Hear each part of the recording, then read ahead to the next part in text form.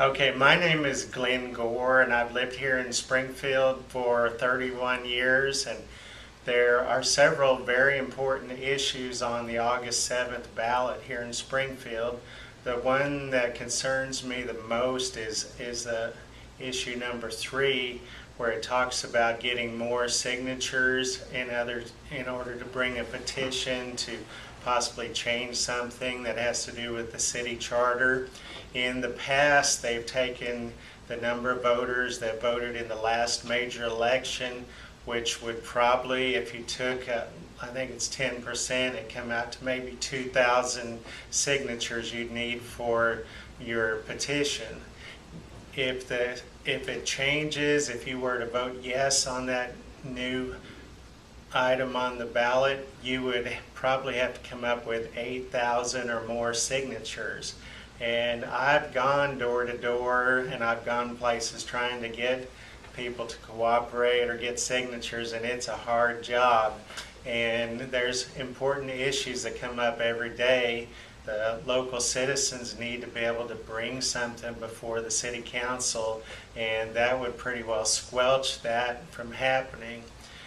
The new way of reckoning, if they had their way, they would take all of the registered voters, which in my own case, I have a close friend. He has moved away to Iowa, but he's still on the voter registration.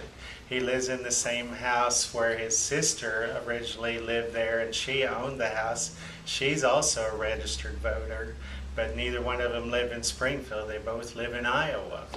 And so there's lots of people on the rolls that are not valid voters, and unless somebody has a way to check to see if those people are actual valid voters, that's not a good way to check it. And you'd have to check for those that have moved out of the county. You'd have to check for those that are deceased. You'd have to check for those that have committed a felony. All of those things. It would be much better to just take 10% of those that voted in the actual election, just like it's been for probably 100 years. Why would we want to change something like that now and make it harder for the citizens to give their input on things?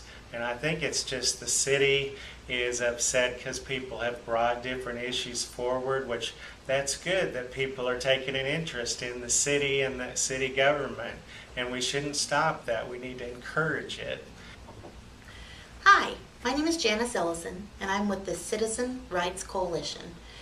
And I'm here to talk to you today about some amendments that are going to be on the August 7th ballot. In particular, I'm going to be talking about Charter Amendment 3. Charter Amendment 3 is about the amount of signatures that are required to get a petition on the ballot. If City Council has its way, they're going to change the amount by 300%. And they're going to change it so they're going to use all of the registered voters. Okay?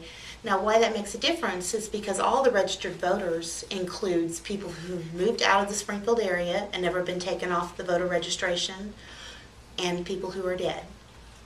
That's right, I said people who are dead. I don't know about you, but I think my vote should count more than someone who's dead. In the past, it's gone by the amount of voters that voted in the last election. And to me, that's a much better way to measure it.